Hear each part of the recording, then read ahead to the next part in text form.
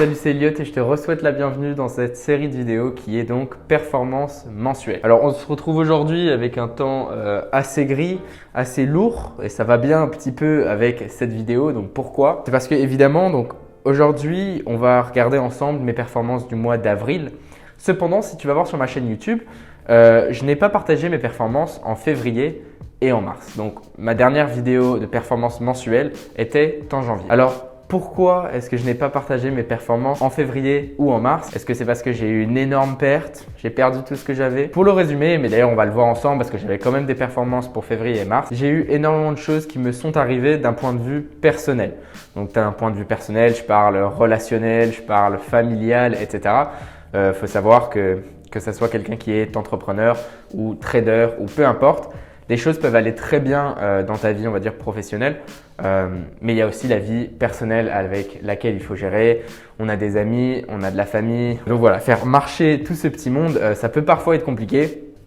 Et c'est ce qui m'est arrivé donc en février et mars où on va dire j'étais pas au pic de ma forme, au meilleur moment de ma forme. Et il faut savoir que en trading, le trading donc il y a énormément d'analyse financière, de connaissances, etc. Mais beaucoup se base sur le mental et la psychologie et les émotions. Donc c'est vraiment un des métiers où il faut savoir différencier le personnel du professionnel.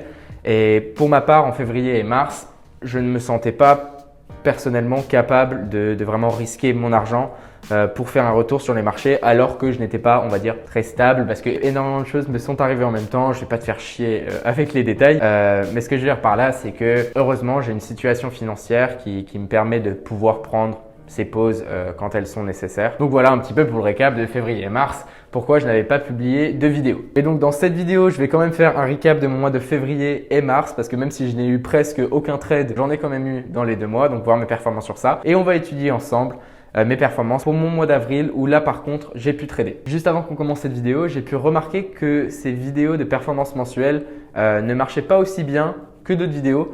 Donc j'aimerais vraiment que tu me dises dans les commentaires si c'est quelque chose qui te plaît, ce type de vidéo, si tu veux vraiment que je continue à faire un récap mensuel de mes performances ou si tu préférais plutôt voir d'autres contenus à propos du forex, de la finance, de l'économie, etc.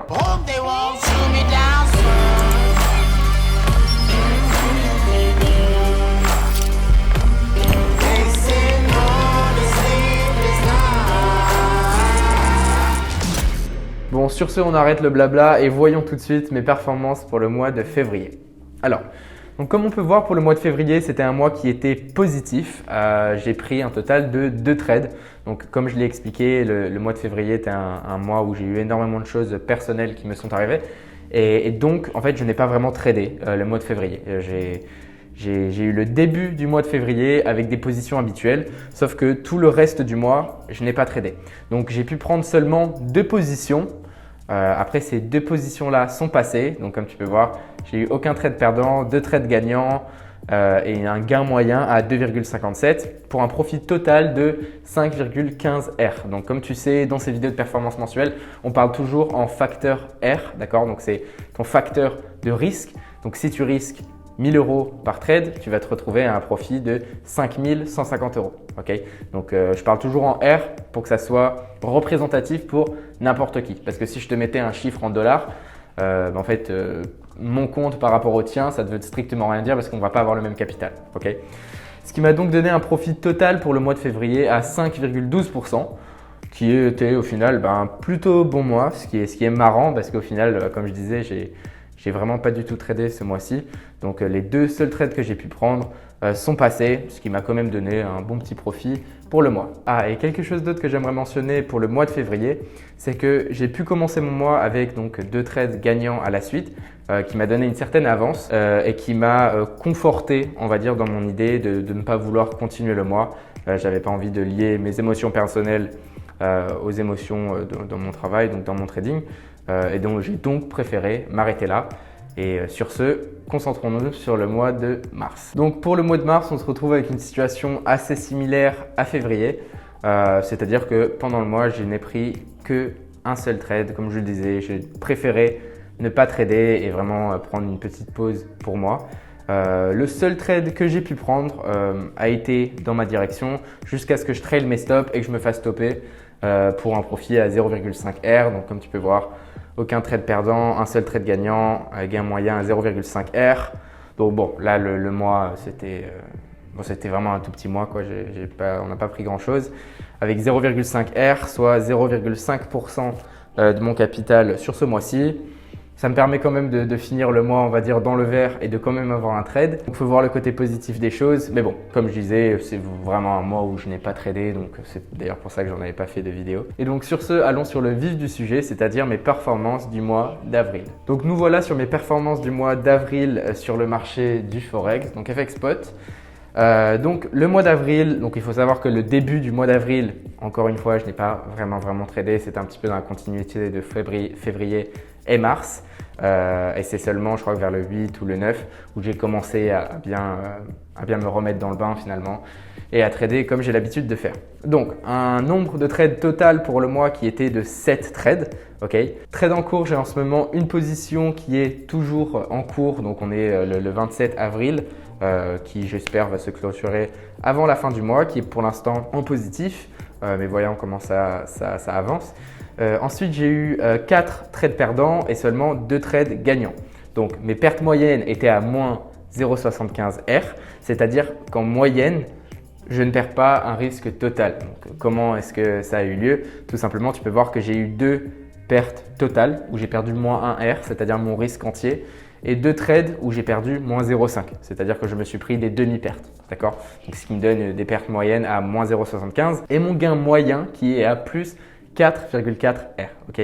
Donc encore une fois, si on reprend notre exemple de un risque de 1000 euros, ça me ferait que ma perte moyenne ici, avec un risque de 1000 euros, serait à 750 euros, donc moins 750 serait ma perte moyenne. Et mon gain moyen, celui-ci par contre, serait à plus 4400 euros, d'accord? On a mon drawdown maximum. Profit flottant, c'est donc le profit du trade que j'ai en cours qui est à plus 0,4%. Et donc, je finis ce mois d'avril avec un profit total en termes de R, facteur R, à 5,8. Donc, j'ai fait 5,8 fois mon risque dans le mois d'avril. Okay, et un profit total de 5,71% quand on prend en compte un petit peu tout ce qui est commission, spread, etc. qu'il y a pu y avoir tout au long du mois. Donc, comme on peut voir, j'ai finalement perdu plus souvent que je n'ai gagné, qui est d'ailleurs plus représentatif vraiment de l'année parce que donc on a pu voir qu'en février et mars, je n'ai eu aucune perte. Donc je pourrais afficher fièrement 100% de réussite en février, 100% de réussite en mars. Mais bon, la réalité, c'est que sur 2 trades ou sur un trade, c'est absolument pas représentatif. Et comme je le disais, le mois d'avril est déjà plus représentatif de vraies performances. C'est-à-dire que j'ai perdu plus souvent que je n'ai gagné, donc j'ai plus souvent tort que je n'ai eu raison.